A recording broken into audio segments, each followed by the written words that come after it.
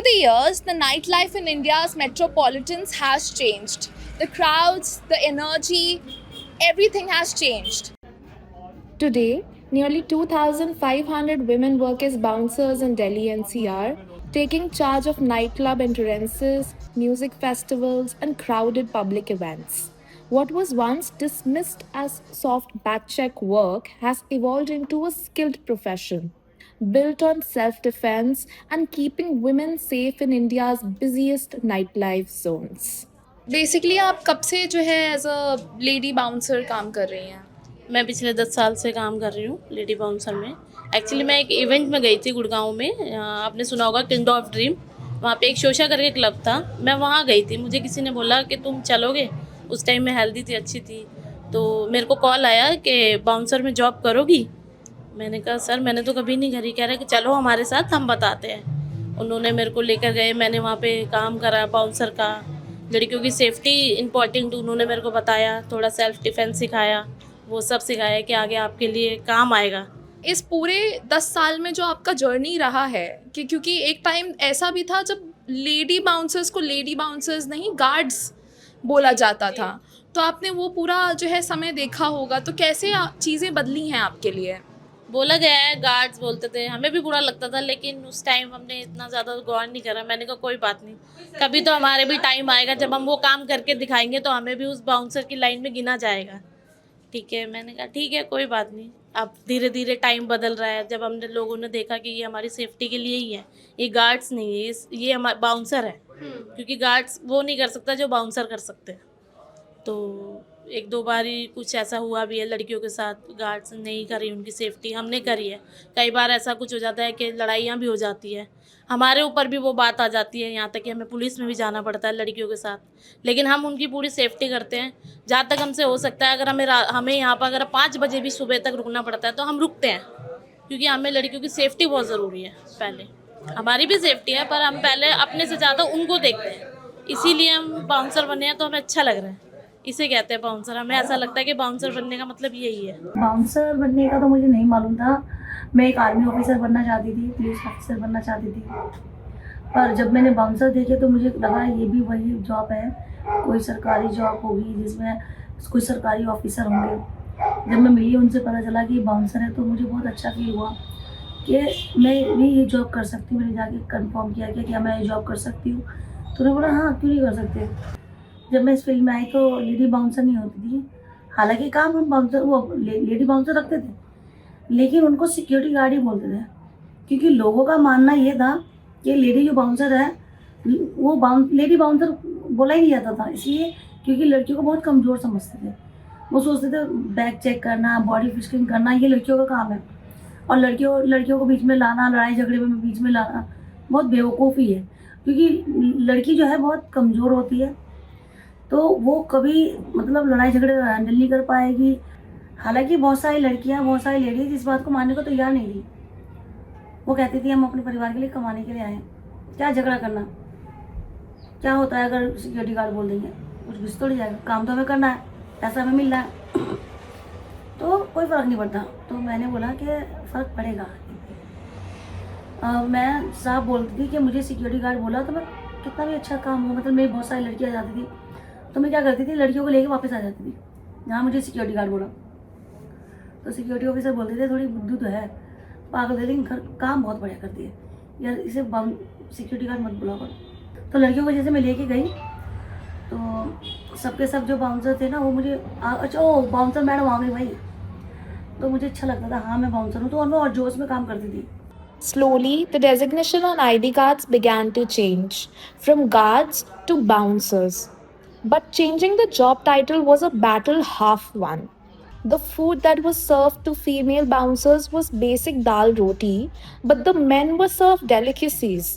पहले तो मैंने सबसे पहले बाउंसर कहलवाना शुरू किया, फिर उसके बाद जेंट्स बाउंसर के लिए खाना आता था बढ़िया, चिकन कौरमा, अच्छा अच्छा खाना, भटूरे छोले, छोले भटूरे हो गए, कौरमा हो गया, कोल्ड ड्रिंक हो गई, मतलब रेड बुल हो गई। रेड बुल तो खैर नहीं पीती मैं, लेकिन महंगे महंगे जो ड्रिंक्स होती थी वो पीने की आती थी, कोल्ड ड्रिंक वगैरह। लेकिन हम लोगों को कोई पानी भी नहीं पूछता था। हम 12-12 घंटे 18-18 घंटे ड्यूटी करते थे, तो हम लोगों के लिए अगर खाना आता तभी तो दाल रोटी, मैं दाल नहीं खाती थी। आता तब कभी आ गया पूरी और वो कद्दू की सब्जी, कभी नहीं मैंने घर में खाया तो हम बाहर कैसे खाएंगे। फ़र्क इतना क्योंकि जब हम लेडी हैं तो हमारे लिए इतना फ़र्क, और लड़कों के लिए अच्छे अच्छे खाने, कोल्ड ड्रिंक, जूस वगैरह सब आ रहा है। तो मैंने उसके लिए भी विरोध किया कि भाई हम नहीं खाएंगे खाना। मैं वहाँ गई थी, IPL का मैच था, तो एक दिन खाया, 2 दिन खाया, मुझे चिढ़ मच गई, मैं तो खाऊंगी नहीं। वहाँ से लेके खाया, बेशक वहाँ नहीं खाया। उस दिन मैंने पूरा दिन, सुबह से भूखी थी, शाम हो गई, नहीं खाया। नेक्स्ट डे फिर हमें घर पे आ रहा था, उस दिन भी नहीं खाया। रात के टाइम सब दिन में सबने बोल दिया सिक्योरिटी ऑफिसर को, सिक्योरिटी कंपनी के मालिक को, कि एक लड़की जो खाना नहीं खाई, दूसरा दिन हो गया उसने खाना नहीं खाया। बोला क्यों? बोला वो किसी से बात भी नहीं कर रही। तो सिक्योरिटी ऑफिसर आए, रोड पे बैठ गए, पूरी बस चलने को तैयार बैठी, मैं बस के आगे धरना दे दिया कि आज खाने का विरोध करके ही जाना है। The owner stepped out himself. He found Mehrunisa sitting on the road, right in front of the bus that was supposed to take the staff back home.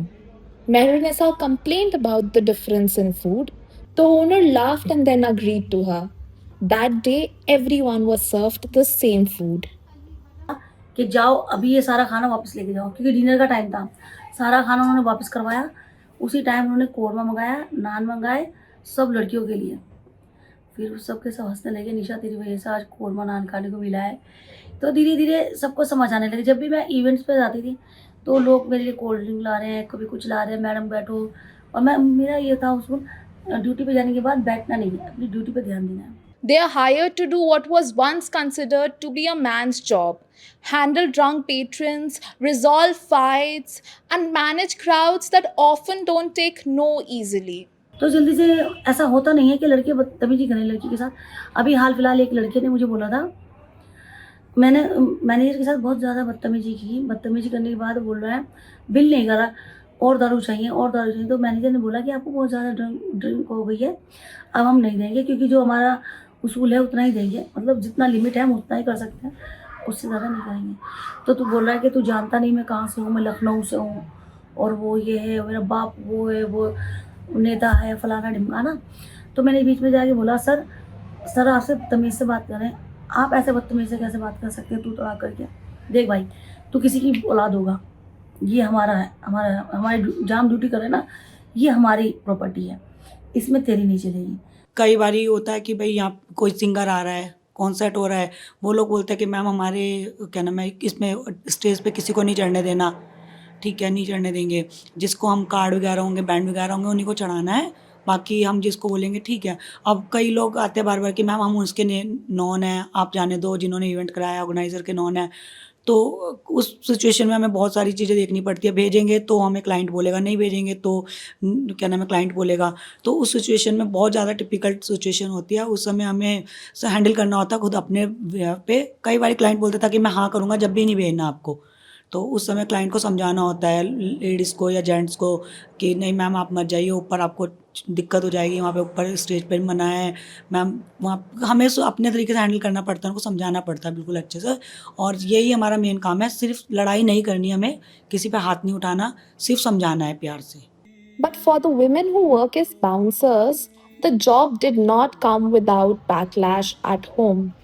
In family में ना थोड़ा सा बोलते हैं कि लेट नाइट क्यों कर रहे हो, क्योंकि मिडिल क्लास फैमिली में थोड़ा सा अवॉइड करने के लिए बोलते हैं, नाइट शिफ्ट नहीं करना। तो मेरे थोड़े मदर्स वगैरह गुस्सा हुई कि आप ये लेट नाइट क्यों कर रही हो, ये सही नहीं है, डे में करो ये।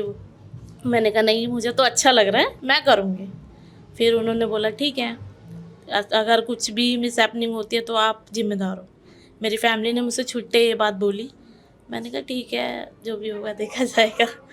पर ठीक है, ऊपर वाले की कृपा है कि आज तक ऐसा कुछ नहीं है, और मैं लड़कियों की सेफ्टी कर रही हूँ, ये मेरे लिए बहुत अच्छी बात है। मैं पंडित परिवार से हूँ, तो हमारे यहाँ पे तो बहुत पर्दे वर्दे होते हैं, घूंघट वगैरह। और मैं राजस्थान साइड से हूँ, बिलोंग करती हूँ, जो कि बहुत ही ज़्यादा पर्दों का देश बोला जाता है, घूंघट शर्म। बट मेरे जो निशा दीदी हैं, निशा दीदी से मेरे हस्बैंड को मेरी निशा दीदी ने कन्विंस किया, समझाया कि ठीक है वो प्रोटेक्ट रहेगी, आपको अपनी वाइफ पे विश्वास करना चाहिए। मेरे निशा दीदी ने ही मेरे हस्बैंड को समझाया, और आज की डेट में मेरे हस्बैंड कोई इशू नहीं करते। जो कि मैम आप मेरे यहाँ तक आए भी हो, आपने देखा कि मेरा जो एरिया है बहुत ही ज़्यादा डेंजर है, ठीक है, नाला वाला भी पड़ता है। जगह से मैं बिलोंग करती हूँ, वहाँ पर जो है ना लोग थोड़े से पुराने ख्यालों के थे। तो उसमें फ़र्क नहीं पड़ता हिंदू मुस्लिम सिख ईसाई किसी भी धर्म की हो, उनका सबका यही मानना था कि बेटियों की परवरिश करो, 12-13 साल की हो गई शादी करो और ससुराल भेजो। क्योंकि पढ़ाना अगर पढ़ाते भी थे ना तो इतना कि उनको नॉलेज हो जाए, थोड़ी अच्छी बुरी की समझ आ जाए, तो इतना पढ़ाते थे, उसके बाद शादी कर देते थे। तो मेरी अम्मी ने बहुत आवाज़ उठाई, अबू से भी लड़ी, ख़ानदान में भी लड़ी, बहुत कुछ उन्होंने किया कि पैरों में छाले हो गए, हमारे लिए इतनी दूर पढ़ाई के लिए बात करने गई। But when Mehrunisa cleared the written exam for the police services, her mother said that due to societal pressures, she can't support her anymore. In anger, Mehrunisa tore the acceptance letter. Today, she regrets not fighting for it. कि मैं चाहती हूँ कि जो भी लड़की मुझे देख रही हैं तो उस चीज़ को ध्यान रखें, क्योंकि माँ बाप ना बच्चों की ज़िद के आगे झुक जाते हैं। हाँ, मैं गलत चीज़ के लिए नहीं, लेकिन अच्छी चीज़ के लिए वो आपको लग रहा है कि ये रास्ता नेक है और आप कामयाब हो सकती हैं, तो अपने माँ बाप से ज़िद करें। Despite everything, female bouncers are still holding their ground, and in doing so, they are unknowingly altering the rules about who gets to stay outside after dark. In Delhi, this is Saman Hussain reporting for The Print.